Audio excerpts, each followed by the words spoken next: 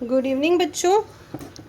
चलिए, ये आपका जो लेसन था क्लास 8 का चैप्टर नंबर 7 द हॉर्स, उसी का हिंदी वर्जन है आपका। इसको हम लोग पढ़ लेंगे और लास्ट वाला थोड़ा सा हमारी जो लाइनिंग थी उसमें नहीं दी हुई थी बुक में, यहाँ पे है, उसको हम लोग कंप्लीट देख लेंगे। ठीक है, तो समझते हैं, इसको भी जल्दी से पढ़ लेते हैं। पढ़ने के बाद आपको जो चैप्टर है वो और इजी हो जाएगा और कहानी हमेशा के लिए आपके माइंड में रहेगी। ओके, चलिए स्टार्ट करते हैं। सृष्टि के रचयिता, रचयिता कौन है बच्चों? ईश्वर। ठीक है, सृष्टि के रचयिता के मन में उस समय एक नया विचार आया जब संसार की सृजन का कार्य लगभग समाप्त हो चुका था। सृजन मतलब संसार को बनाने का काम लगभग समाप्त हो चुका था। उसने एक सहायक को बुलवाया और कहा, मेरे लिए कुछ और सामग्रियां लाओ, मैं पशु की एक नई नस्ल बनाऊंगा। स्पीसीज मतलब नस्ल बनाऊंगा, प्रजाति बनाऊंगा। सहायक ने घुटने टेक कर उत्तर दिया, परमपिता, जब सृजन के उत्साह में आपने हाथी, वेल, शेर और अजगर बनाए, आपने तनिक भी उस पदार्थ की मात्रा के विषय में नहीं सोचा जो उसमें लगी। मतलब सब चीज़ लगी उसमें। भारी और कठोर सामान में से बहुत थोड़ी सामग्री बची है। हाँ, परंतु हल्की सामग्री में अब भी भंडार में पर्याप्त है, यानी कि जो लाइट वेट की सामग्री है वो सारी की सारी रखी है।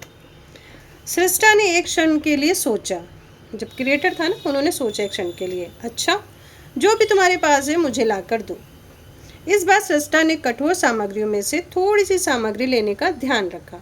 ठीक है, जो हार्ड थी ना, हार्ड जो मटेरियल था उसमें से थोड़ा सा कम लेने की सोचा। उस नए पशु को जो उसने बनाया, उसने न सींग दिए न पंजे। उसने ऐसे दांत दिए जो चबा सकते थे परंतु काट नहीं सकते थे। जो शक्ति उसने उसे दी वह उसे युद्ध क्षेत्र में उपयोगी बनाने के लिए पर्याप्त थी, परंतु उसने उसे युद्ध के लिए कोई रुचि नहीं दी। इट मीन्स हमने देखा ना कि जो घोड़ा था उसकी युद्ध में कोई रुचि नहीं थी, लेकिन वो युद्ध में चाहे तो लड़ सकता है, मतलब युद्ध में के क्षेत्र में जा सकता है। वह पशु घोड़ा कहलाया। सृष्टा ने उसके बनाने में ऐसे पदार्थ का पर्याप्त भाग लगाया जिसमें वायु और आकाश से जो बने हुए थे। इसका परिणाम ये हुआ कि उस पशु का मस्तिष्क स्वतंत्रता की लालसा से भर उठा। इसका मतलब वो पूरा फ्रीडम चाहता था। वह वायु के साथ दौड़ लगाता और उस स्थान तक तेज पहुंचता जहां आकाश पृथ्वी को छूता था। अर्थात घोड़े में निरंतर दौड़ने की असीम क्षमता थी। यानी जो घोड़ा है बहुत ज़्यादा दौड़ सकता था, वो एक जगह बैठ नहीं सकता था, बस दौड़ता ही रहता था वो। अन्य पशु किसी उद्देश्य से दौड़ते थे, परंतु घोड़ा बिना किसी स्पष्ट कारण के इधर उधर दौड़ लगाता, मानो वह अपने आप से दूर उड़ने के लिए आतुर हो। ठीक है, मतलब वो उड़ना चाहता हो। वह लड़ता नहीं था, शिकार पर झपट्टा नहीं मारता था, परंतु केवल दौड़ते रहना पसंद करता था। बुद्धिमान लोग कहते थे कि ऐसा तब होता है जब आप वायु और आकाश के जो तत्व हैं वो अधिक हो। सृष्टा अपने इस कार्य से बहुत प्रसन्न हुआ। कुछ पशुओं को रहने के लिए उसने वन दिए, कुछ को गुफा और मान दिए, परंतु वह घोड़े को निरुद्देश्य यानी कि बिना किसी उद्देश्य के दौड़ लगाते हुए देखना पसंद करता था। उसने उसे एक खुला मैदान दे दिया। तो उसके लिए तो क्या दे दिया? खुला मैदान दे दिया। उस मैदान के बाहर एक मनुष्य रहता था। वह उन बोझों के भार से झुक गया था जिनको उसने इकट्ठा कर लिया था। जब उसने घोड़े को देखा तो वो जान गया यदि किसी प्रकार वह इसको पकड़ सके तो अपने ऊपर के बोझ को उसकी पीठ पर डालने में समर्थ हो सकेगा। एक दिन उसने अपना जाल फेंक कर घोड़े को पकड़ लिया। उसने उसकी पीठ पर एक जीन रख दी और मुंह पर एक लगाम लगा दी। ठीक है, यानी कि उसका मुंह बंद हो गया फिर, और उसने उसे एक कारागार में बंद कर दिया, अर्थात अपने अस्तबल में बांध दिया। चीता अपने जंगल के घर में रहा, शेर अपनी गुफा में रहा, परंतु घोड़े ने अपना घर यानी कि खुला मैदान खो दिया। स्वतंत्रता के लिए लगाव होते हुए भी अब वह बंधन मुक्त नहीं हो सका, यानी कि आदमी ने उसे पकड़ के रख लिया।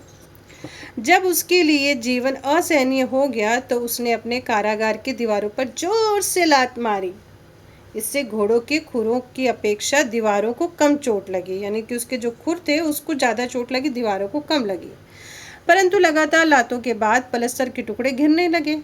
बताया था ना, दीवार के टुकड़े गिरने लगे, जिससे मनुष्य को क्रोध आ गया। उसने इसे कृतज्ञता कहा, यानी कि जो एहसान फरामोश होते उस वो कहा, मैं इसे खिलाता हूँ, मैंने इसकी देखभाल करने के लिए नौकर रखे हैं, परंतु दुष्ट जानवर मेरे उपकारों को देखता ही नहीं। ठीक है, घोड़े को पालतू बनाने के लिए दृढ़ कदम उठाएगा कि अब इसको तो पालतू बनाना है, काम में लेना है। अंत में मनुष्य गर्व के साथ कह सका, घोड़े से अधिक उसके प्रति वफादार और कोई प्राणी नहीं है। मैंने घोड़े की बहुत तारीफ कर दी कि भाई आप ही क्या हो, यस, वफादार हो। पंजे और सिंग उसके पास पहले से नहीं थे, न उसके पास ऐसे दांत थे जो काट सके, और कोड़े के डर से लात मारना भी उसने छोड़ना पड़ा उसको। ठीक है, अब उसको चाबुक दिखाते थे ना कि मारेंगे, अब ज़्यादा पैर वैर हिलाए तो उसको छोड़ना पड़ गया। जो कुछ अब उसके पास बचा था वो था उसका हिनहिनाना। एक दिन सृष्टा मतलब जिन्होंने संसार बनाया, जिसने इस घोड़े को बनाया, उन्होंने एक दुख भरी हिनहिनाहट सुनी। वह अपने ध्यान से जागे और ऊपर से ही पृथ्वी के खुले मैदान पे देखा, घोड़ा वहाँ नहीं था। उन्होंने मृत्यु को बुलाया, ये तुम्हारा काम है, तुमने मेरे घोड़े को पकड़ लिया है।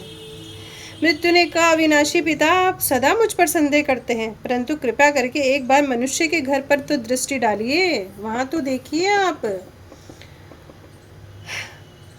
सृष्टा ने फिर नीचे देखा, घोड़े को एक सक्रिय दीवार से घिरी हुई जगह में दीनता से हिनहिनाते देखा।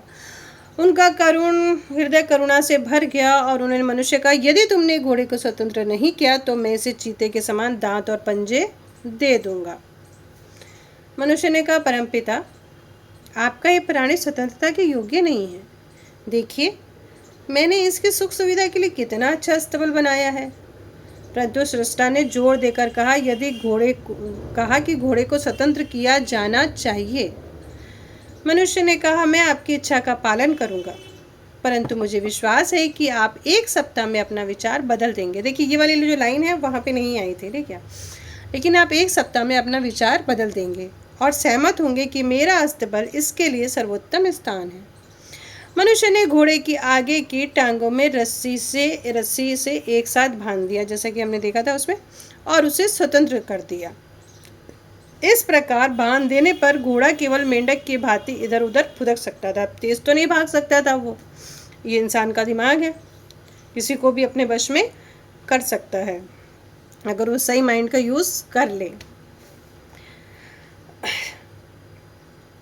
स्वर्ग से, यहाँ स्वर्ण, ठीक है, स्वर्ग से, ठीक है, स्वर्ग से सृष्टा ने घोड़े को देख सका। वो ऊपर से देख रहा था घोड़े को, परंतु रस्सी को नहीं, लेकिन उसको रस्सी नीचे दिखाई नहीं दे रही थी।